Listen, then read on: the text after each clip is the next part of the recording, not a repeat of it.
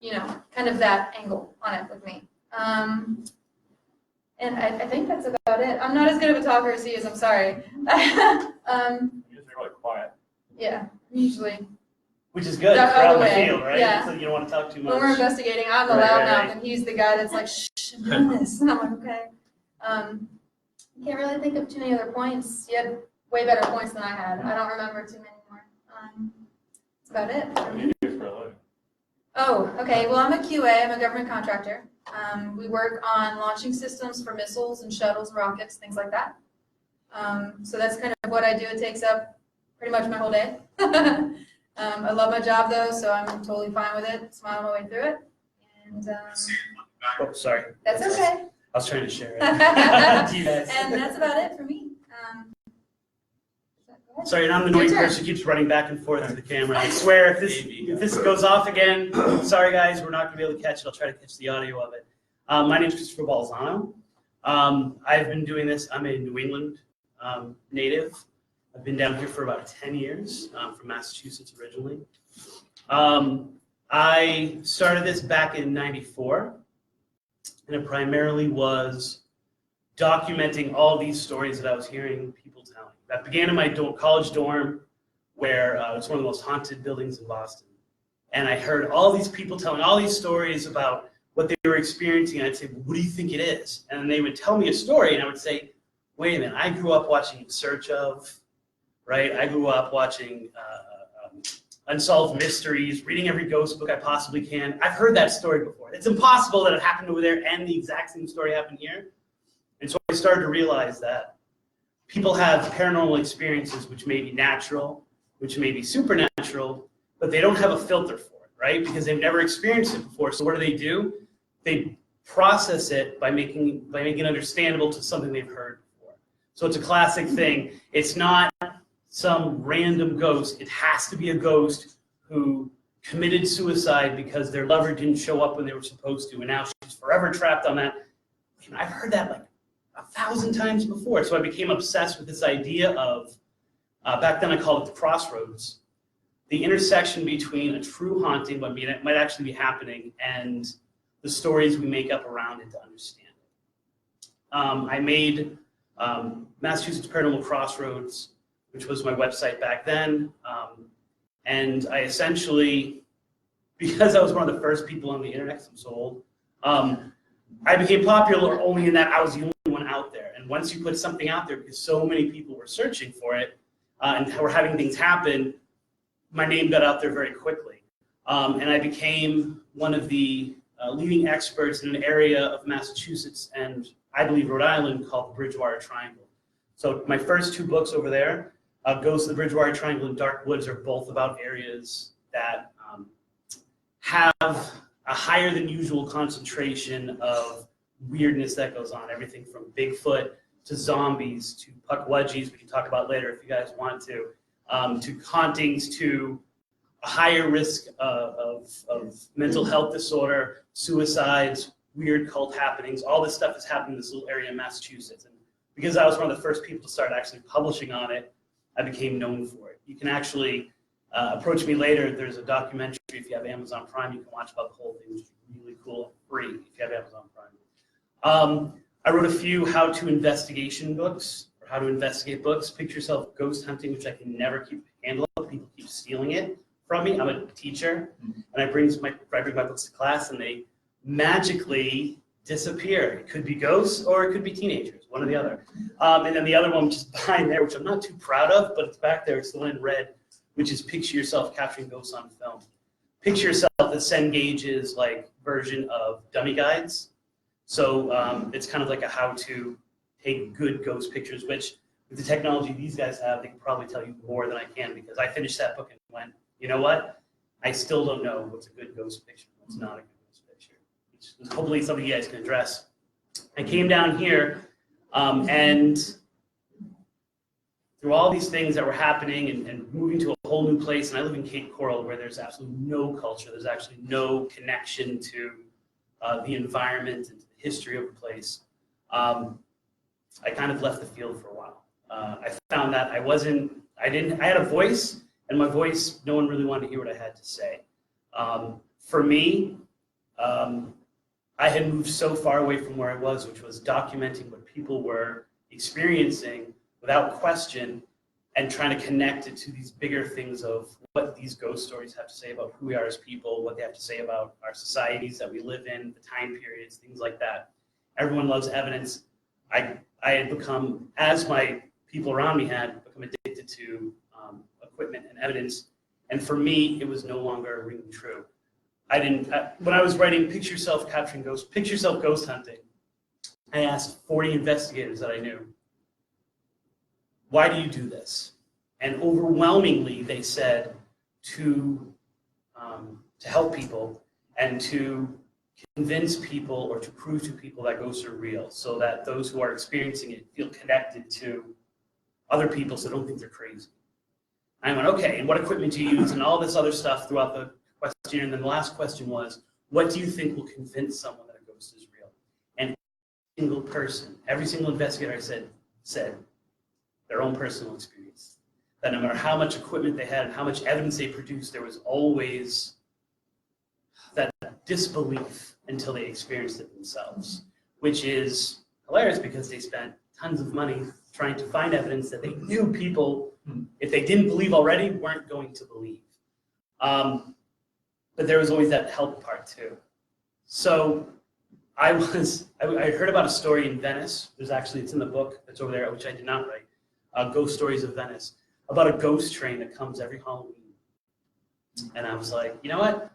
It just, I have a saying on the show, which is called Tripping on Legends, that we follow the signs. It's called hashtag follow the signs. If something tells us to do something, we do it regardless of anything else that's going on. And one of the parts of the story is that every Halloween, as part of the ceremony when Ringling Circus would winter, they would pull into the Venice train depot. And even though that doesn't happen anymore on Halloween, and they're never, whether it's the 31st or whether it's the 30th going into the 31st. So I've tried both times. You can hear the train coming in. You can hear the animals roaring. You can hear the whistles blowing, all this stuff. So I was like, I have to try this. And for years when I was down here, 5-6 years, I was like, I've got to get there. And I never got there. But there's another part of the legend, which is that Ringling himself, to prove, because I mean, who wants carnies and circus folk in their town, right? Back in the day, to prove how good it was for the economy, he only paid his employees in $2 bills. So that the people in Sarasota, the people in Venice, when they changed out at the end of the night, they would see how many $2 bills they had. They were like, you know what? These carnival people, these circus people are pretty good to have in town. Look how much money we made off them today. Ringling is okay with us. And so $2 bills became part of this whole circus legend. I don't know when the last time you guys saw a $2 bill, but I hadn't seen one in forever. So Halloween was Monday.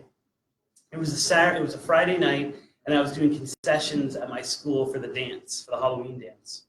And a kid comes up to me, and he pays with 3 $2 bills. And I was like, hashtag follow the signs. That's my thing right there. And so my co-host and I went out there. We legend tripped that haunting, or that ghost story. We were actually able to get a sound of the engine on tape, so we did get something that night. And since then, we were like, you know what? We need to record this. We need to start going around to places in Florida and that have a haunted legend attached to them, and seeing what they mean, right? Seeing if A, they're real, and B, what they might mean for the people who are experiencing them, but more importantly, the people that keep telling the story over and over and over again. You know, so the difference between what I do and what these guys do is I go, first of all, they're helping people. I ain't helping nobody. The second thing is that I go in it with the idea of it doesn't matter whether it's real or not. All that matters is that people believe it's real and they keep telling the story. And what does that mean for us? And probably 50% of the time that I go out there, I find that there is something actually going on. We've just kind of made up a wacky story about it. And so we've been going on 3 years now doing the show. I've been speaking. This is my second gig this week, so if I'm a little hopped up like this, it's because I drove the 3 hours and I've had a lot of coffee. And if I keep talking, you guys will tell me to shut up. No, not at all. You're not going to tell me to shut up at all? Okay. So anyway, I'm Christopher Balzano from Tripping on Legends. Please. So you know, I can tell you, from the investigative side, I can tell you from the legend tripping side. Legend tripping has became a really dirty word in the paranormal field because there's a connotation of silliness, of not taking it seriously. And people who are paranormal investigators, especially if they have clients, if they've got that drive to help people, they're not doing it just as entertainment, but they're doing it as a genuine concern to help people and to bring awareness, like you guys said. They don't want to take the silly side to it, the fun side to it. And we try to be, we always say when we're out in the field, we are as serious as possible. But when we're talking about these things, we like to joke. We like to do things that are part of the legend that we hope will help the ghosts connect with us. So usually when we go to a place, we've got some kind of hook into what we're going to do. They're kind of like the $2 bill at the Venice train depot. And as we go on, I can tell you kind of more of those stories as we kind of go back and forth. Do you mean kind of like a trigger object? Or do you mean, Yeah, either a trigger object or a trigger activity. A song or something right, like that? So for example, we went to, in Arcadia, Florida. How many of you guys have been to Arcadia? Okay, so if you've ever been to Oak Ridge Cemetery, there is a memorial and there are graves for the Royal Air Force fighters who died when they had gone to accidents in Arcadia. So because they couldn't train over in their country because there was a war going on, they were shipped off here to Arcadia, Florida, and Arcadia loved it. It helped their economy, all this stuff like that. But there were, I believe, 19 accidents, and so there are 19 graves out of there.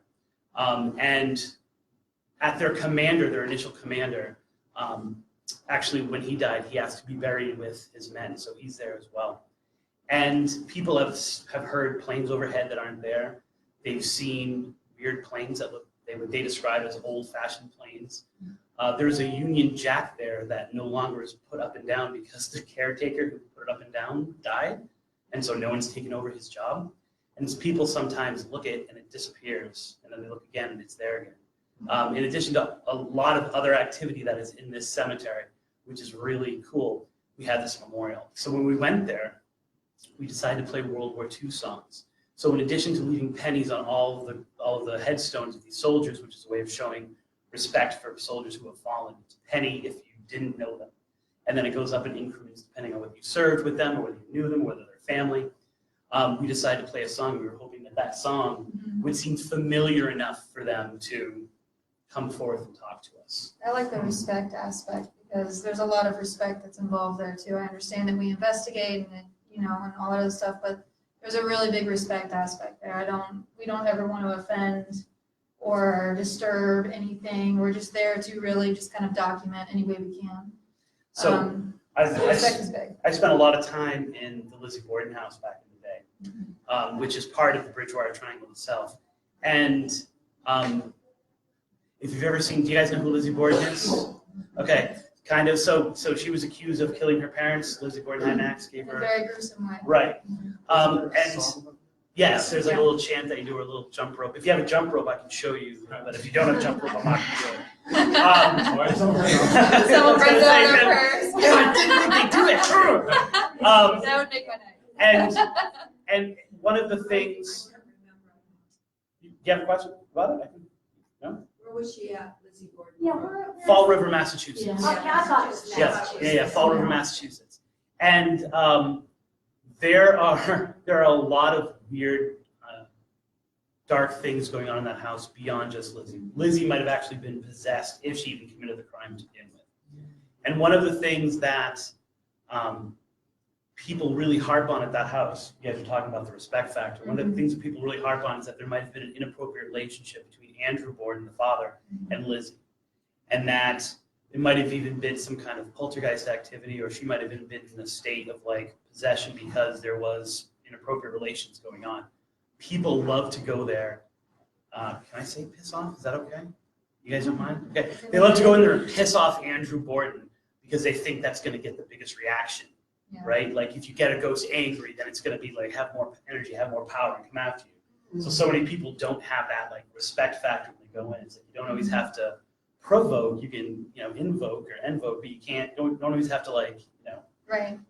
It's very rarely anything like that happens with our group at all. I mean, I don't think we really get aggressive at all with anything. There was one instance where there was a being or something that was pestering the alive people that were in the residence, and to the point where there were scratches, there were bruises, things like that. That to me, this spirit being, whatever you'd like to call it, has an aggressive pattern. So if you act aggressive, then there is a response there because that's what they know. However, if in any other case, I don't think we ever do that just because it's disrespectful and we don't like to push that button.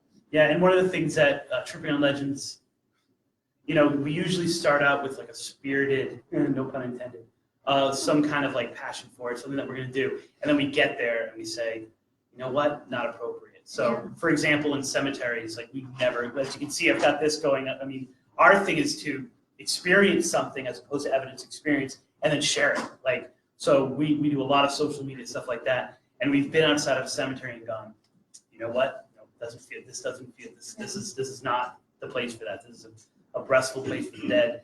Just because there happens to be interesting stuff going on there doesn't mean that we should be exploiting it directly like that. Because it is disrespectful. We are talking about people potentially who have lives. And we kind of come from a different point of view as well because we work for our clients, right? Whoever came in touch with us, they're the ones that need help. You get hired. We pretty much, it's pretty much what it is. We get hired without money, is what it happens. And so we work for them. So all of our evidence goes to our clients, and half the time they either know the spirits that have passed or they think it's, I think it's my grandpa or something like that. So we just come from completely different points of view on that. And what you guys have experienced, what percentage would you say is something that is from the house or from the area or drawn to someone, and what percentage is someone that they know who's trying to contact them or connect with them? What would you say? What I've seen the most of since I've been with the group is either something that's attached to the person. It's someone who has activity no matter where they go. We did a case a few months ago in Palm Bay, and the gentleman has had paranormal activity in 3 different addresses, and the common factor is him. Mm-hmm. And now he just recently got married. His wife didn't believe in it. Now his wife has experiences. Again, common denominator was him. So I was like, I think it's focused on you. Moving isn't going to solve the problem. It's either something like that, or it seems to be attached to the property. Like, well, when we're investigating with their toys here, we'll start getting names of people and previously owned the property or things like that. If it's a name nobody in the house knows, I would say 9 times out of 10, once we start digging, we'll find that name. Like, this is the person, this was the original person that lived there, or this was the next door neighbor. We found another home that's also in Palm Bay. We found a strong Native American presence that the family that lived there was not aware of, and come to find out, it used to be where this particular tribe was located before homes were built there. So they've been around a long time. I don't think we knew that when we started the investigation either. It was completely surprised. I think unlike in New England, because so many of the Native Americans in Florida were buried in mounds, the mounds were just destroyed. It's even less known that this used to be a place. So it's funny how many of our ghostly legends have as a foundation or as an element to it one of these Native American mounds that used to be there. And so if you dig back and back and back, you're like, oh, but like 50 years ago,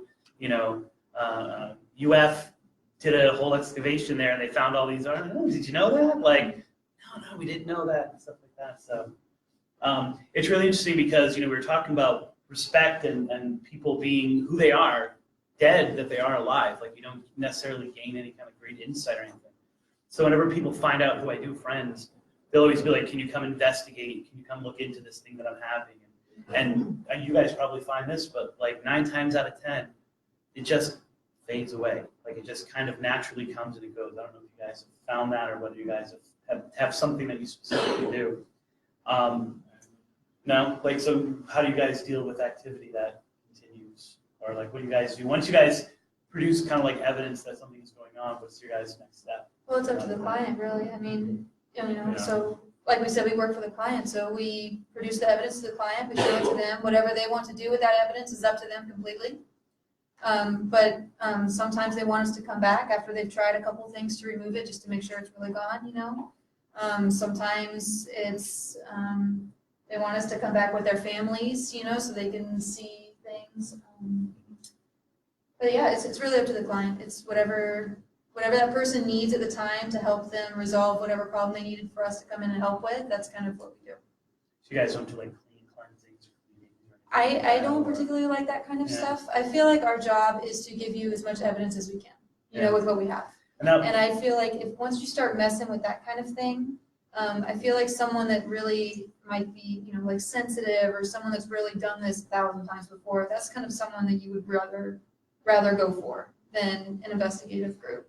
There are a lot of people in our team that have a lot of knowledge with this kind of stuff, and that's fine if they want to come back later and stuff like that. But like for the most part, our team is really trained on finding the evidence, displaying the evidence, and that's pretty much it. We don't really. Yeah, that was always one of the hard things with me too. Was, well, now what do I do? Because, you know, it's interesting because as an investigator, there's the approach is, you know, the best science that you have available to you, which is really kind of things that are somewhat repeatable, like getting a voice on tape or doing something. And then it's like, okay, well, now what do I do to get rid of it? It's like, well, now we got to go to the non-science part of it, you know, like to try to answer that question. And it's kind of like you're playing with two things. And I found that for me, it was like, I don't have an answer for it. I can't get rid of it. Yeah. And so there's a reason why the TV show Ghost Hunters stopped doing residents, and now they just do famous buildings, because it doesn't matter whether or not, or did famous buildings, because it doesn't matter whether you get rid of the ghosts there, because those places usually want their ghosts to make money off it, right? Yeah. I have a question. Now, ghost shows, I watch them all the time. And then it seems like that there's more and more is coming out. With all of these shows, which one do you admire the most? I'll let you answer. I don't want to answer that one. Oh, None of them. I'm not particularly. I don't know if Gordon Ramsay goes home and watches cooking shows, especially if they're bad cooking shows. In that, you know, I've coming from New England. I mean, I was at TAPS meetings like before they were on television and stuff like that, and those are all great guys individually. You know, I know them, but it's I'm not particularly fond of the ghost shows themselves. Only in that I know, and I hope that other people know, that it is sensationalism. And you take 27 hours of an investigation, you boil it down to 30 minutes, because you got to go there and be funny and all that other stuff.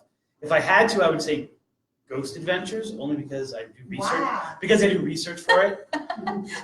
She says, You know what I'm saying? Like, wow. because they put a little in the back pocket for me sometimes. So, you know, it's because I get a call from the writer of Ghost Adventures, and he says, all right, I need a place. I want it to be a hotel. It's got to be in the Midwest. It's got to have this and this, and hopefully, and I'll go, oh, have you looked into this one? He'll be like, shoot me something really quick about it. And then, you know, he helps me out on the other end. I've never actually watched the show myself, so I have to. The only reason why I'm saying it's good is because I've got a friend that writes for it, and he sometimes helps me out because of that. See, I'm kind of guilty of that one though. I actually do watch Ghost Adventures, but the thing is, I don't necessarily like the drama that they kind of put into it. I don't necessarily like that part. I just kind of feel like, let's stick with the science kind of thing, you know? But I do like the fact that they're trying new things with their scientist they have, what's his name? But they're trying new things. They're trying to progress and get better evidence. Mark Chapman. Something like that, yeah. But I do like the fact that they're trying to progress their science that they're using. And I would love for us to get to that point where we really try new things, and we try, you know, I'm really big into the equipment, into the measurement. I don't have any gift at all. So I rely on this, right? So if I get a new tool, that's great for me. I'm absolutely 100% for it. So that's one of the things I like about Ghost Adventures, but I like Paranormal Lockdown, I think, is probably the one that we like. My favorite. Yeah. I think it was canceled though, because I got rid of cable a few months ago, and saved about $200 on my bill now. But, yeah, for missing a lot of shows. Yeah, everyone knows that. That one was Nick, who used to be with Ghost Adventures, Nick Groff. He left that team and he started this show. It's him and a young lady named Katrina Weedman, and it's them and I think a third person just do the recording. He's not actually on camera very much. And they go to places and it's just the three of them and they spend 72 hours there. And just they both have full-time jobs and they spend their entire weekend and they sleep there. Somebody must bring them food, obviously. And it's just them recording each other, recording their experiences. As soon as one has an experience, they have to call the other one and say, hey, come over to the West Wing. I'm having something. Or, And they're actually getting more and more evidence, like you said. We're starting to see more what's going on, that kind of thing. So they're there for 72 hours, a very, very long time. It's not just, a couple hours and they squeeze it into a 1 hour episode. They're there for a very long time, and then they have a team of people that review it, right? So they have their own separate team. It's probably like, 7 people or something like that. They literally just watch every camera for hours, and they go through it. And that's why they have a little bit more evidence and stuff like that you're seeing. So it's really not as easy as they make it look. I'm sorry. It's really difficult to do. But yeah, they have a lot more workforce behind them to be able to do that kind of stuff. And they actually prep the area sometimes. So they prep it with energies. They prep it with, so for instance, I've known some people before they go to a location, they'll play, like we were talking about songs and stuff earlier, they'll play 4 CDs of songs that they would know. Like, let's say this person's from Spain. They would play some amazing Spanish music for 4 hours. And then, so that way it's they prep the area. We don't necessarily do that. We don't have the chance for that very often. So. And you come from it not necessarily knowing who's there to Exactly. know what to draw them in and connect it. Whereas I have the benefit of sometimes hundreds of years of folklore about a place, so I can just go in with whatever I want because there's already a story in place that we can poke around in. So we're going to give you a call is what you're saying. Oh, please. That works for me. It's funny, you guys are talking about songs. So I don't know how far it is from here. You guys can probably tell me because all I know it's on the East Coast. And once again, East Coast. So everything's 5 minutes away, right? I'm not realizing I'm in Florida where things are hours and hours and hours apart. But have any of you guys been to Ormond Beach? How far is Ormond Beach from here? hour and a half. It's about an hour and a half. Okay. So if you ever have an opportunity to visit Tomoki, who's a ghostly legend from there, but also the Fairchild Oak, which is known as the suicide tree. And so one weekend we went, and actually they're connected by one road, and so we were able to go to both of them. And you guys are much more solid in when something happens and your checks and balances for it. We went to the Fairchild Oak. We decided because it was a Sunday that we did it to play the infamous Gloomy Sunday. Have you guys ever heard of the Gloomy Sunday song, which is known as the suicide song? So we doubled down on the suicide. So this song supposedly was it's a Norwegian song, and all these people connected to the writing of it, performing out of it, have all committed suicide or died horrible deaths. And for a while, it was banned in certain countries because people would play the song, or people would commit suicide, and they'd go in there and they'd find the body, and the song would still be on the record player playing. And so, in the same way, the Fairchild Oak is this tree where if you go there, you're supposed to just instantly get this gloom and doom, and if you put your head against a tree especially, you'll start to get these thoughts that are not your own, that are telling you to end your life, and all this crazy stuff. And so we went there with that idea of, okay, let's see if this happens, because we're happy people, right? Let's see if this happens. And once again, there are areas like that. I don't know if you guys have found out investigations, all of a sudden you're in a place and all of a sudden it's the atmosphere changes and these things happen to you and they're unexplained. Yeah. And so how do you quantify that, right? How do you present that as evidence? Because people say all the time, what have you experienced? And I say, Fairchild Oak, boom, our mood went straight down. We could not put our head against a tree without these incredible headaches. And then once again, just like I'm doing right now, we were doing a Facebook Live, and we put on Gloomy Sunday, and it went off, right? And then as soon as the song ended, the live feed came back on again.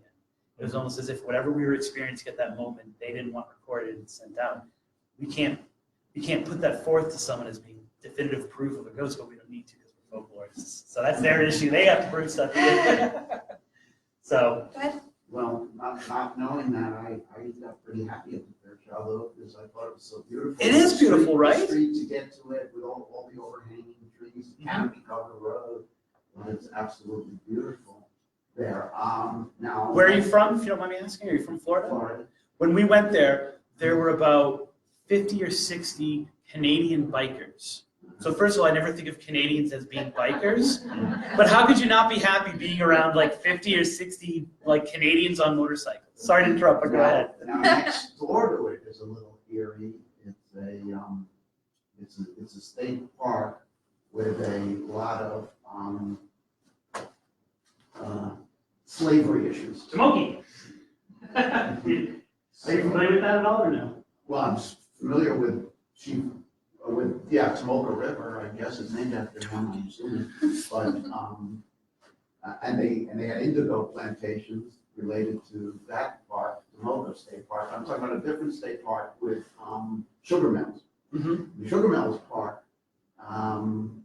has dioramas of slavery, and that gets a little bit eerier. And Andersonville, that Yep. I felt like what you're speaking of. That did change my mood. You know, it's weird that part of Florida, so that part, like an hour away from here, more than any place I've ever researched in researching history all across the country, had more slave rebellions than any other place. So there's all of this great ghostly folklore that's connected to slaves uprising and killing their overseers.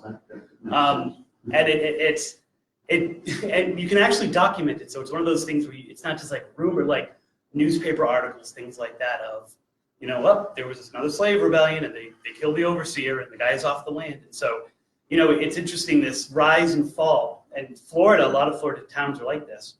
The rise and fall, so many can't succeed. So many have these bursts, they have these booms, and then tragedy seems to happen. Sometimes the tragedy is unexplained, and sometimes it's just like an economic thing. But a lot of good ghost stories come out of that. Does And anyone in the crowd, does anyone believe that a place with strong emotions can be imprinted there, could stay there, and you feel it? You go through. Does everybody believe that, or no? Yeah. Okay, I'm just making sure. I'm just getting the feel for my crowd. That's all I'm doing. Yeah, I always say when people say they don't believe it, say you've never walked into a room and know that two people just had a fight, even though they're smiling. The tension in Right, the there's air. tension in the air, or the other example is always you don't feel that like sense of excitement when the person whose surprise party is about to come in and everyone's kind of electric and you can kind of feel in the room there's an energy flowing and everyone's like, like that stuff stays there. It's just the extreme of that potentially causes ghosts, causes paranormal stuff. Do you think that some people are just more susceptible though of I do. picking up things? Oh yeah. I absolutely do. I mean, it's 1,000%. like you were saying that your mother had a history of seeing spirits or relatives or whatever, and it seems like you also do that on occasion. Yeah, my mom sees them and hears them, has conversations with them. And actually, not only when she sees are aware that she can see them. She has an elderly roommate now, and she said another apparition came in the room. Her roommate was asleep on the couch. Someone came in the room, stood there looking at her, and as soon as my mom noticed it, it looked at her and poof, it was gone. I'm more adept at like sensing a presence sometimes. I don't necessarily see things. I'm getting a little better at that. So what do you think these spirits, I'll say spirits, are they trying to convey knowledge or just? I think it matters. I think there's a lot of different conveying knowledge, also bringing comfort. I think a lot of times, like we've heard "I love you," we've heard things like that, very comforting, soothing things. We've also heard very mean things. Get the F out. We've heard stuff that is very angry too. So I've been threatened. yeah, so it That's kind funny, of 'cause matters I was on who we're friends. talking to. I think the intention is totally different with who you're talking to, right? So And you also mentioned something about getting the people to resolve issues with the spirits or something. Well, I mean, could you just give an example of why would a person need to do that? Can I give an example? sure. So a friend of mine was having an issue with a ghost in their house, and they asked me to come in, even though that's not what I do anymore. And it became clear doing research ahead of time, and then what we were experiencing, that the spirit that was there was a former resident who had Alzheimer's. And he was as confused and as suffering from that kind of confusion, that kind of sundown syndrome, because it would get worse, as he was when he was alive. And we went there with someone who was more psychically connected than we are. And it essentially boiled down to, let's call someone to help this guy out. Not the living, let's call someone in his life and see if we can get someone to help him cross over, or someone to help him through that confusion. And so oftentimes that helping is making people realize. I always remember Hans Holzer had a story about, he's a famous investigator, and he had a story about this guy who was a real curmudgeon in life, really, just like mean guy. And when he died, his ghost stayed. His ghost was really mean. And he psychically connected with him. And the guy was like, I don't have anything over there for me. Why would I stay there? I don't have anything over there, so I might as well stay here where I know. And almost instantly, as someone who he knew in life from when he was much younger appeared and helped to bring him over. Now, whether that's now a question of belief. It's not a question of science. It's not a question of folklore. It's a question of whether you believe that kind of thing is true. But it always impacted me, and I remember it 30 years later. I remember that story because as he was, this goes to the first question that you asked, as the guy was being taken over into the light, to heaven, into whatever your belief system is, this spirit was being guided by this man who he had known in life. He asked him, why were you such a jerk to those people? Like, why were you causing them so much trouble? And he said, they were the only ones that were listening. And so when you talk about the psychic connection, or people are more susceptible, I think people are more susceptible based not on that they're necessarily naturally more psychic, but that they're open and that they're willing to experience something, or they've experienced something, and so that part of their mind kind of clicks over that this could be a possibility. And then it's like turning a light switch on and watching all the bugs go to it, right? Which is what happens in even residential hauntings and things like that.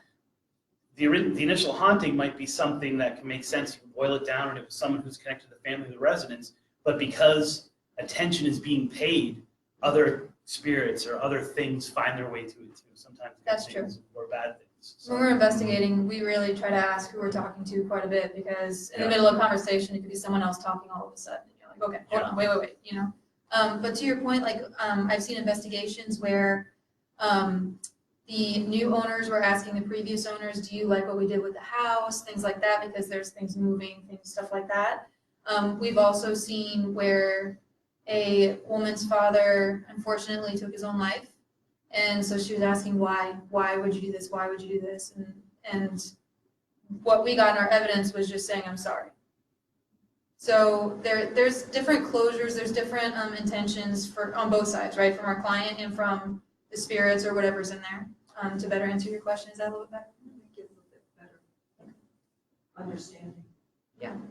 Does everybody want to get rid of them, or do some people want to? No. Some people want evidence, and they like having that there, and that's fine. It's none of our business. But some people do want to get rid of it, whatever it is, whatever we find. It just matters on the client, I think. I think back when I was doing investigating, and I would get calls or I would get emails, and 9 times out of 10, maybe 7 times out of 10, 70% of the time, the person just wanted to reach out to you that initial time and vent it because they didn't have someone who didn't think they were crazy to talk about it. And then the majority of time, when you've gone there and you've done something, it's once again the confirmation that they're not crazy is sometimes enough for them, and an equilibrium is balanced, like is created between them and whatever might be there, because the ghost is being acknowledged. Thank you very much for acknowledging I'm here. The people are being acknowledged. Thank you for not saying I'm crazy, and balances. It's funny. I've hunted objects over there, and I was asking before about how many of your cases just kind of faded, like dissipated, and everyone wants to know where's the haunted object? You have a haunted object now. Is it cursed? Is it like Zaphis and the Warrens? Is there a museum of it and stuff like that? And it's like almost every single case, the object either disappeared and is never seen again, or it just becomes a class case. Like there's nothing to it anymore. It's kind of played its story out, and nothing is there. So it's very few times that you have a haunted doll that stays haunted for long periods of time. unless you're making movies about it. Have you ever noticed or heard that anything opened the door to the spirit world? A long, long time ago, when my kids were young, which was a long time ago, we had a presence that walked in the attic at 4 o'clock in the morning. And it was very loud. You could hear the footsteps. It wasn't dragging footsteps, it was footsteps. Mhm. And my daughter and son slept upstairs, I slept downstairs. So I switched places because I thought my daughter was just having bad dreams. But it was very clear to me, and it was about 4 o'clock in the morning that the footsteps started. And they were right adjacent to the bedroom. And we had things like pots in the basement falling in the middle of the floor. And, a Windex container started, was thrown. And this went on for several years. And I did not get who this presence was. I didn't hear, and it was more an audio kind of thing, and then things being turned on and off.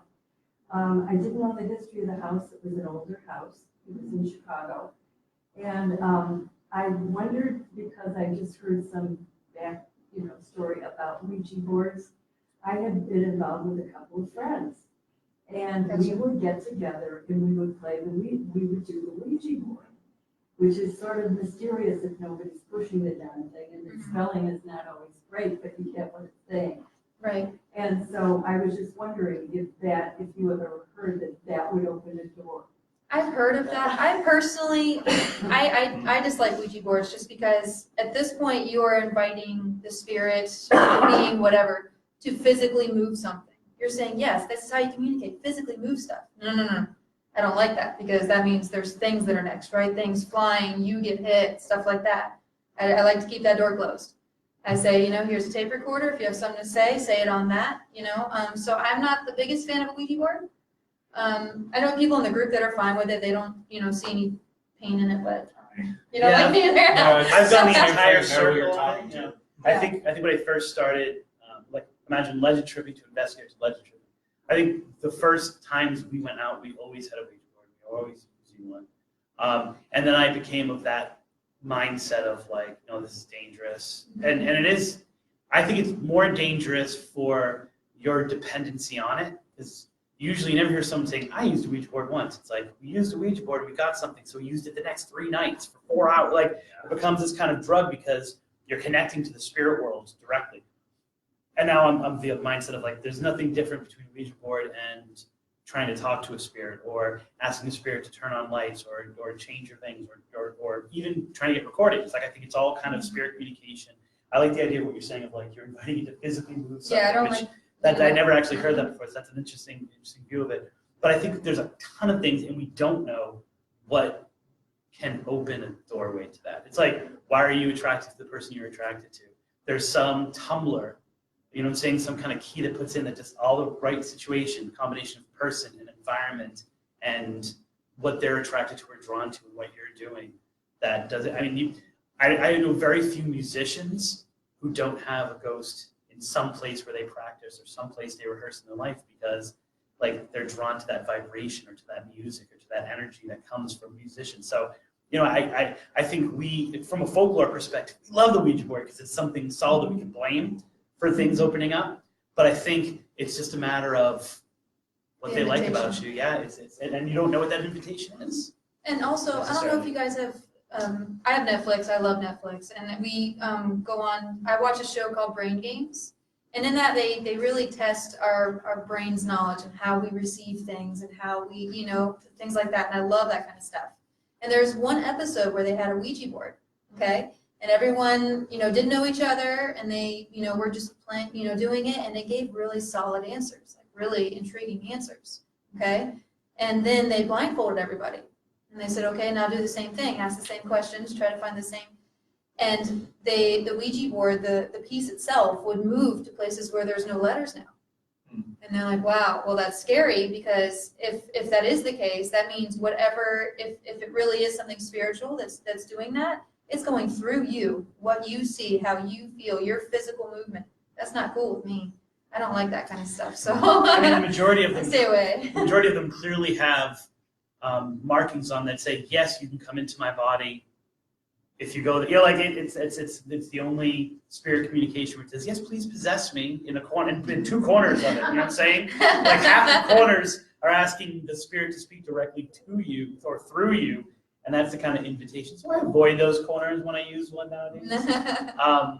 So it's interesting the stories that are connected to it, because when you start to ask people whether they believe in ghosts, there's always that, no, I don't believe in ghosts, and then they say, but when I was a kid, I used a Ouija board once. And so it seems that so many people have a Ouija board story, even though they don't believe in ghosts. So. Yeah, so to answer your question, I personally don't believe the Ouija board itself opens anything, or, there's mixed reactions in our group. Some people do, some people don't. I don't think there's any kind of proof or evidence that says yes or no. However, the invitation to physically manipulate something, I think absolutely kicks stuff in gear that you don't want in your house. It may have been just a coincidence, and It might have somehow we made it. But we had this presence for probably 3 years, and then it just went. Really? Yeah. Like no one moved out, no one else No moved one in, moved out, nothing no. changed? Huh. And if these, if ghosts are energy, which is why it's hilarious to me that so many of these ghost stories that I look into have lasted decades, centuries. If ghosts are energy, the energy tends to fade away, the way that any kind of residual energy would. It's the way that eventually, no matter how often I burn that toast in that toaster, the scent goes away. I burned sage in my house the other day, and I forgot it. And so I came out, I was talking on the phone, and I came out, and the entire house was filled with smoke from this sage, which was kind of scary because I've got 2 kids. Why didn't the fire alarms go off? But anyway, so I threw it into the sink, and then it lasted 3 days, but even that, eventually, it just didn't exist anymore. The fragrance wasn't there anymore. It got mixed up with something else, or it just dissipated by itself. And so a lot of times, ghosts are that same way. They're very active. Maybe they're acting on some kind of energy. You said nothing's different, but you don't know what's different in the environment or what's, something like that. And then just. Again, the science that we're not familiar with. There could be a whole nother world of stuff going on around us that is scientifically there. We just don't know it. We're not familiar with it. You have people who, like James Van Prager or something like that, who say, and Sylvia Brown, who say ghosts have a certain time period after their death where they're allowed to be ghosts. And so I think it's something like 27 days or something. They're totally free to roam, do whatever they want to do. Then they get called to whatever the light is. And then after they've done some maturing and some work, they're allowed to come back and help people. But when they come back and help people, it's again only for a certain period of time. I don't know where they get that information from, their spirit guides, things like that. I don't know where those numbers come from, but there might be some kind of truth to that there's a limited amount of time that if it's not just energy, if it's spirituality, if it's spirit energy, which might be strong, they might actually have limits to how long they can stay or something, I lived in, I'm originally from California, but I've been comfortable with spirits all my life. And when I moved here, I lived in a couple different places, but I moved into the Ballard Mansion, which is over on Sunny Point, 110 years old. And I had 2 little girls. And the funny thing is, I moved in there and I saw them, and they used to play tricks on me. 2 little girl ghosts, not 2 little girls. Right. Oh, okay. All right. Okay. Anyway, I didn't say anything to anybody, and I have a friend that's very acceptable of that. And so she came over after I got moved in, and I had really tall stairs. I mean, they were like this. And when she came in, she said, "Dottie, please tell them to go away." And I walked out, and I went, "Oh, you met the girls." She said, "Yes, they're standing, they won't let me in." Wow. So I started laughing. I said, "Okay, let her in." They left. But I'm sorry to interrupt. Had you told her your stories yet, or she no, just? Okay, no, that's okay. I wanted her to see Yeah. it, and feel it, because she's very acceptable. And so they would play pranks on me. I mean, Really? it was, I accept it. And they would turn my TV on and off. And then I got this little dog, and the dog was crazy about it. And during the night, he'd start barking at him, and so anyway, he passed it. I accept it. And then I moved into where we live now. She's my neighbor, If you ever want to come by. Yeah, it's- I mean, Hey, hey, practice. pretend me. It's 'cause all I Their don't- car's right there. Yeah. Funny thing is, I moved in and I hung some chimes just getting out of the way up on a hook. And that night I went to bed. I was tired from moving, and the chimes started chiming. And so I went, okay, I got a spirit. So a few days later, her and I were talking. She goes, "Have you met her?" And I went, "Okay, then I'm yeah, I have." Wow. But Well, she, it could have been residual, but it could have come with you. no, I don't think However, so. She's Yeah. trying to blame you for it. Yeah, That's what's going on. she's the one that, No, I knew before. Yeah. We live right up here on Pineapple Avenue, so, and it's an old building. It was built in 1928. the first hotel, It right? was called the Libyan Hotel many, many, many years ago. Okay. So it was first built back in the 20s. Anyway, so I've lived there 10 years, and she just moved in, and, you know, we started kind of chatting about it, and of course I did, you know, everybody that moves in, because I'm like the longest resident that's been there. So, you know, and I've seen paranormal activity as well. Yeah. So, Okay. as a matter Very of fact, active. I've seen the spirit, the apparition, but I haven't really, they go so quick. It's so fast, it's like a blink of an eye and then they're gone. But I've Tell had about her experience. So- walking through the wall. Yeah, so Yes. they're, you know, the ghosts kind of follow the original floor plan of the building. You know, they're not like, you know, they don't go around where things, so apparently there was a door where there was a wall. And that's where I saw the ghost go through the walls. However, there was, on the other side of the Yeah. wall, you can see where there was a door frame, and I didn't notice that. And somebody pointed it out to me, and I said, Yeah. oh, well, that makes perfect sense now why this ghost went that way, because there used to be a door there. So I'm gonna take, Ah, I'm gonna that's take great. her question and pose it to you guys. What would you guys want done with that ghost? Would you Nothing. just want confirmation? Would you want it out of the house? Would you want it to? I'm sensitive to spirit, I am whatever it is, all my the life. energy, the electricity, whatever it is. You know, Ashley's Restaurant in Rockledge, I can't see how people eat there on the Yeah. second floor because it makes me feel sick. Because My wife saw whatever an it is apparition there. there is Did she really? bad. Yeah, the second floor, I got, in a previous, investigative group, we went to Ashley's, and on the second floor, there's the camera's panning, and I'm talking, you Yeah, know, and I'm like, we were at Ashley's in Rockledge, you know, Yeah. really excited. And in the background, you can see, whenever they clean the tables, they take the rolls of the silverware, and they put it like this, at the end of the table, okay? First time the camera pans around, you see it all like this. I don't hear anything, see anything, nothing, but when we look and review later, when the camera pans back around, all the silverware is then like this. Nobody was even near that side of the room. And so for me, I was like, wow, that's kind of cool. But, yeah. you know, I It's definitely get your definitely point with there. Ashley's, yeah. So, I mean, I'm sensitive to it, but I don't think in our building where we live, I don't think it's anything that's malicious or does anything. Like, No. I've had things come off the wall from time to time, but it's almost like a protective thing, you know, like if somebody's there and they don't particularly like that, or there's negative energy in that person, then it's like the ghost wants to try and get our attention and be like, whoa, be careful or Mhm. something. That's the kind of impression that I get. Yeah, But it's and never that might been be the case. anything. And I've been there 10 years and I've only had like maybe 4 experiences with the ghost. So it doesn't come around like a lot. Yeah, I left my chimes up, but I want to know when she's there.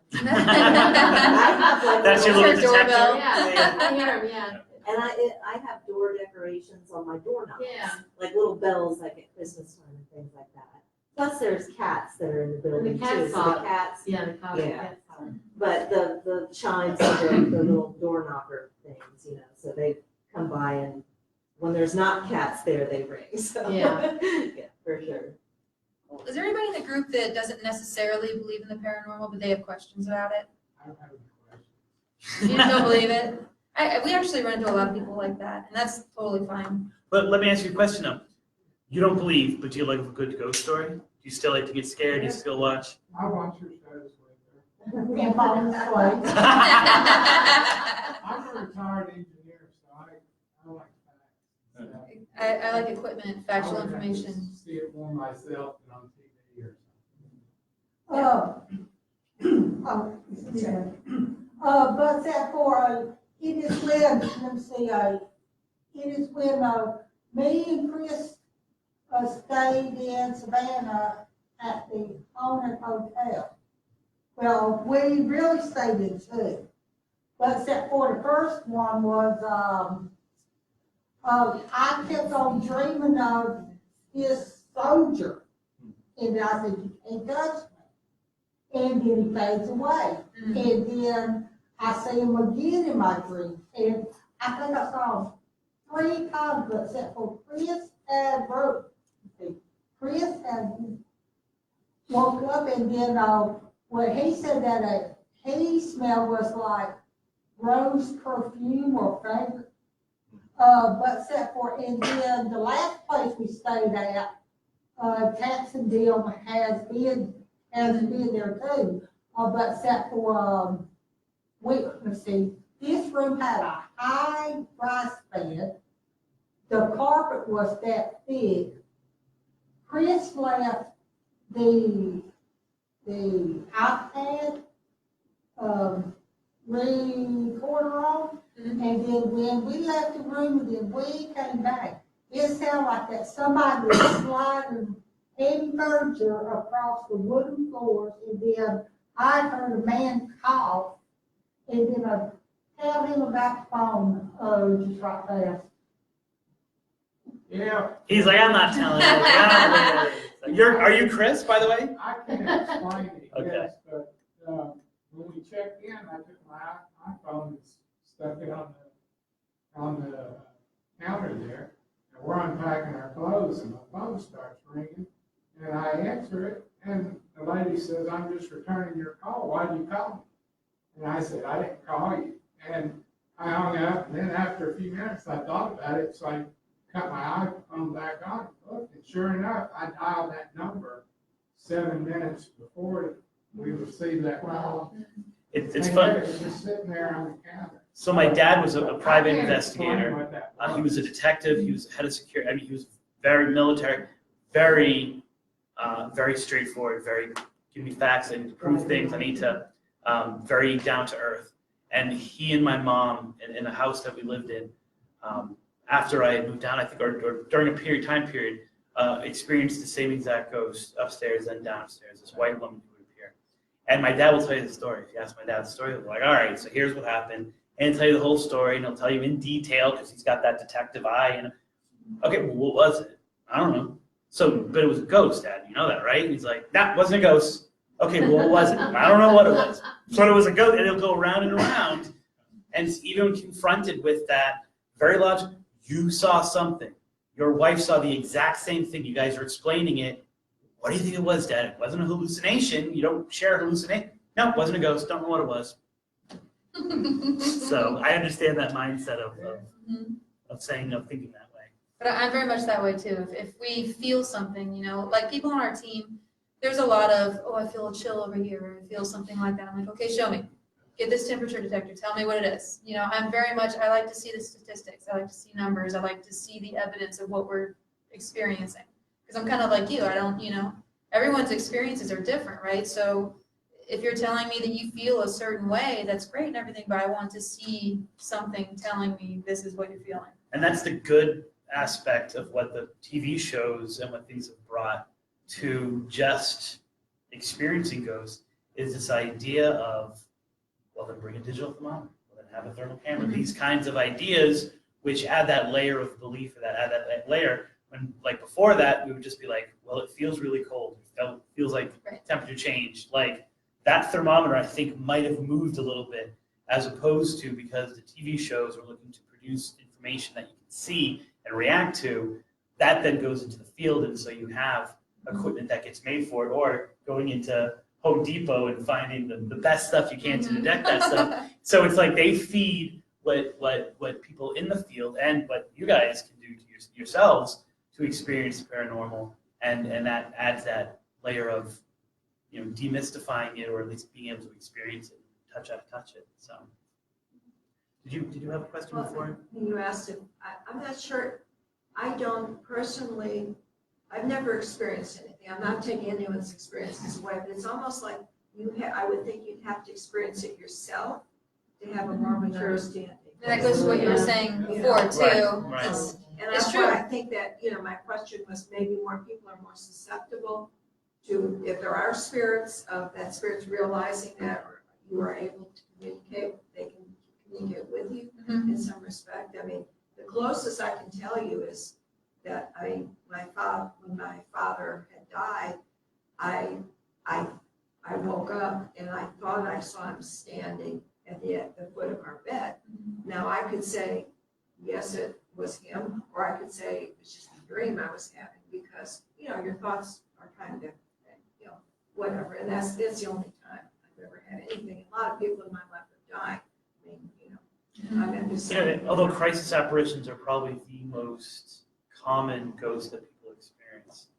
Someone who is close to you who tries to make that last contact with you, which is where I think some of those psychics get the whole, you're allowed to stay around for a little bit to connect with people. And whether that is and then here's like the hippie part of it, whether he needed to contact you or you needed to feel resolution. Right. You needed that moment. Could be, You right. needed that moment. But I mean, like I said, I think unless a person really experiences it, it's hard to understand. That's not being said that's not happening. Right. It's I agree. just, And some people are more sensitive. than yes, I others. think you're right there. I do agree. So, yeah. My name is Ray, and I had, I don't know how many experiences myself, paranormal experiences, but I've noticed that they greatly diminished as I got older. It was primarily when I was younger and children, and I think that we developed filters and stuff to block a lot of this stuff. And one of the most memorable was when I was in fourth grade. My father was a military officer, so we lived on the woods. And I had this dream that was very, very vivid. And I saw an old castle, and it was very, very dark. It was dark. It was obviously old. And the front door was open, and I felt drawn to go see what was inside, So I wanted to go see what was in it. And I had no idea where this was or what it was, or anything like that. But we were in England for years, and in the cathedrals, especially the old ones, the knights, especially the Knight Crusades, are typically buried in organized with images of themselves. Yeah. And in my dream, I saw this a large hall, and it was lit by torches. And there was a doorway to the left, probably about 20 feet in this chamber, and the knight was in the middle there. And there was a spiral staircase that went down. And it was and I had to read several times. I had no idea what it was, because I don't usually get reads. Well, 2 years later, my father got orders to go to England, and we lived in East Anglia. And that portion of England is right on the North Sea, and we lived about 20 miles from the base, but a mile and a half off the North Sea. Little weather and stuff. Yeah, great people. Yeah. And all my friends were English kids. So my father, we loved to go see historical sites. About 30 miles from where we live, there's an old town called Norwich. It's an old medieval town. And typically on weekends, we'd go explore and so we went to Norwich. And oh my God, it was the castle. We saw it. I mean, it was exactly like, I was just astounded. And did anything happen when you were there? Like, why do you think that you would have this dream about this particular place, other than the fact that you were going there? Like, I don't know, but I had a very strong sense that I had been there before. That's A very cool. strong sense that I've been there before. And I've had several, visiting several sites. And I've actually, My friends all consider me fairly well balanced. I hope I am. We won't let them see the video of this, don't worry. You're not on camera, you're safe. I know it's on YouTube. But anyway, so, including the doorway, Yeah. There was an electric plug in there. It wasn't a torch light like I saw on the TV. But the spiral staircase.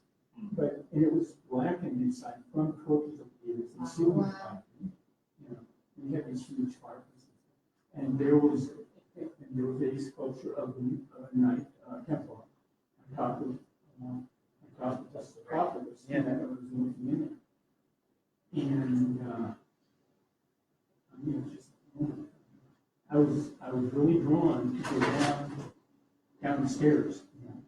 And I really wanted to. Did you? I did. Okay, good. No, I didn't. Oh, you did? Ah, you're killing us. I know. We're all waiting like, yeah, and then you went down the stairs. And then, Oh. Ah, okay. It's funny, I went to Gloucester, Mass, and I'd never been there before, Gloucester, Mass, if you've seen, what do you call it, Perfect Storm and stuff like that. And there's a section of Gloucester, which they call Heroin Town, because when the fishing industry went under, all those boats became heroin shippers, and huge heroin addiction hit that town. So there's still like a little shanty town, and I'm not sure how I feel about past lives or stuff like that, and yet I knew every street in Heroin Town, and I have this very weird, like, I don't like when I see people doing heroin on like movies or stuff like that. Yep, I know what that feels like. Yeah. And I literally knew all these streets in Gloucester, and I'd never been there before. Right. And so it's kind of like that, a similar thing. It is, and there was in England, all the towns that end in the letters H-A-M were invaded by Vikings. Typically, all of them, the city and stuff, they came right across the sea, and we were right across from them. There was an old abbey about a mile up the hill from us, and it was very haunted, and lots of people that I knew in both villages had heard, monks chanting. They had seen the marching in procession for torches, and I stayed there a couple of nights. That's problem because I really wanted to see them. I grabbed my sleeping bag. I stayed there, but I never did see them. So it was amazing. Yeah, that's amazing. Thank you for sharing. Yeah, I think in terms of the folklore, there are so many stories that involve whether it's the Hawaiian warriors that are seen, and you're not supposed to see them, and even if you just hear them, you're supposed to run away because if you actually physically see them, you'll die. Or all those great old English abbeys that have these stories of the chantings and the monks. And what I've experienced in both New England and here in Florida are drums in Native American places. Yep. It's almost as if that energy, that is produced in that kind of presentation of faith or that kind of presentation of arms, soldier, army, ghost armies and things like that, like those kind of things, because there are so many people and the energy is all focused on one task, seem to create something residual that I think it has a lot to do with intensity. Yeah. I do. Like, and places so many where people were being murdered intense or together. things like that, that energy sticks there, And I think it has a lot to do with the intensity of the situation at the time. It could be intense sadness, intense happiness, intense, but once you hit a certain level, it might just stick there. You never hear of someone who just tripped and fell. Like, I guess you do sometimes, but like it's always that violent thing that caused it. Now, is it because that's the story that we're drawn to, or because of that intensity thing you're talking about, that moment where all that energy is released, which is also, you were saying before, which is why I've always said there are so many ghosts of children and why children can see ghosts. Because if you spend any time, I'm a high school teacher, it's the same thing with teenagers. They produce so much energy, so much natural biologicalness that gets put out there, but it also is attractive. And they don't have filters. Exactly. I absolutely believe that we are born without all those filters, and with conditioning, with our knowledge of what we think we know, right? I think those filters are built over time, honestly. I think that's why we lose a lot of that stuff. I think, when you see a baby laughing, looking in a corner, an empty corner, you're like, what is that baby looking at? Like, you never know, and that's because your filters are built in now. So When I go to you know, when we go to old battlefields over there, you know, they have tremendous battles. In case things go on. I mean, sometimes I would just like, I would just kind of like drift on. And I could hear the crash of the steel, you know, I could hear the screams. The intensity. It was just amazing. Yeah, amazing. I wish I could do it now. I'm still But it sounds like you don't. It sounds like you're still open to it, like you might actually yeah, know. I have, So here's a card, join their group. Oh, the engineer here too, come on. You can help me with get some of the evidence. That's what I like. So. Anybody have any questions? What else to consider in addition to possibility of past life memories? I've encounters lately with memories that aren't mine. If that makes sense. I'll experience sights and sounds of places I've never been to. This is going to sound really megalomaniacal, is that the right word? Grandiose, that's the word. In Richmond, Virginia, I was there being a tourist, and I went to the Edgar Allan Poe Museum, and I was flooded with memories in the museum that were not mine.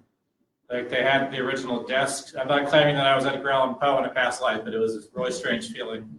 I'd like to think more like his spirit was there. He was showing me like, you know, home movies. They had his original desk he worked at his first job, and as soon as I looked at it, I got the sense of hours and hours, like here's where my elbow went, here's where I put my pens. Like, what am I saying? I never worked at this desk. And there's a little plaque about how he had a really tempestuous relationship with his stepfather. He hated the stepfather hated him, he was verbally and physically abused. And as soon as I read that, I'm getting upset thinking about it. As soon as I read that, I thought, yeah, I hate that guy. He was horrible. I was like, I never met this guy. He lived and died before I was even born. And there's a strange feeling, and I've seen memories in my own dreams that I know were mine. Those are places that were before I was born. Like my wife and I spent one of our anniversary weekends in Orlando around Disney property. And the first night I got home, I had dreams about the opening day of Disney. I had it was like watching home movies, like I said before. Like walking around, being on the ride, smelling the popcorn, hearing sounds. And like I wasn't there that day, but I think someone else that was still lingering showed me what it was like. You know, I remember one of the ideas, investigative perspective is you expect to get the evidence, like if you ask them to speak on tape or whatever, or to manipulate something that's modern, and you're assuming that A, they know what that is, and B, that they can do it, that they've got the skills to do that. More often than not, it seems, and we ignore this, if you're in investigative mode, equipment can actually block this, but also the mindset can block it someone too, is that that idea of, well, maybe they're just whispering into your ears, maybe they're just putting a thought into your head. And once again, that's tough in an evidence kind of sense because you can't take out your own head and show it to people. And yet, when you open that part of you up in those environments, you sometimes hear a lot more chatter than you think. But of course, and you probably do all the time anyway, and you push it out thinking that, that's just my own thought, I've invented that. And then when it becomes really intense, where it's like you actually have the emotion of someone towards someone else, or you know the way his arm was on the desk, and it seems really familiar, you have to allow for the possibility that the way that spirits communicate with us is not just physically and not just you can see them or hear them, but also they just whisper into your ear a little bit, or they put a thought into your head, because that's what they can manipulate, potentially. This has been really, really interesting. I think we could do it all night long. Does anybody have any last questions they just have to ask before we wrap this up? What did you ask? Where can you purchase my books? Why, they're all right over there. Is that what you guys were? I'm pleased to at least take business cards and event cards so that you can listen to the show and stuff like that. So. As well with us, we have our business cards here. It has every way that you can contact us if you need anything. So please feel free to take 1, 5, pass them out. Okay, take them. All right. Just one quick story. I like to. I mean, we got West long time, and I like to go to those towns, you know. And we always visit cemeteries. People that are well. And one of my favorite towns is Virginia City. And we were up there and I was essentially, and I saw a black, something black on the ground. We need to pick it up. It was heavy. You know, I thought, what is it? Because it was solid. And it was curved on it. And I realized it was a knife blade. There was no, hand, it was just the blade. It was very cool. So I took it home. And one of the things that they always tell you is, you know, you take home more than you want to take home. Well, I was scared. So we lived down in the Bay Area, and we got home, and the next morning we got up and breakfast and stuff in the kitchen. And my wife put the dish there on the wall. And there was one dish right in the middle. And all of a sudden, it just started vibrating really fast. Just one of them. There was 30 dishes. Yeah. And it flew down. And I told my wife, that knife's going back, right? Yes. I mean, And that's like half the stories in haunted objects are like that. Like you take one place from another, and then it's like, yeah. Yeah. I it stopped. There was no earthquakes, no. Yeah. Very cool. Well, thank you. Thank you very for much. Thank you all very much for coming, and thank you so much, it really. You're very welcome. It was an honor. I like Thank the you. contrast between the public. There you go. That's it. Thank you guys for tuning in and staying with us. We got a really good investigation. And so, do I have? First one. Okay. So here's hoping that all of your trips are legendary. Have a good night, guys. Thank you for tuning in. Yeah. I would love to, yeah. Bring more toys.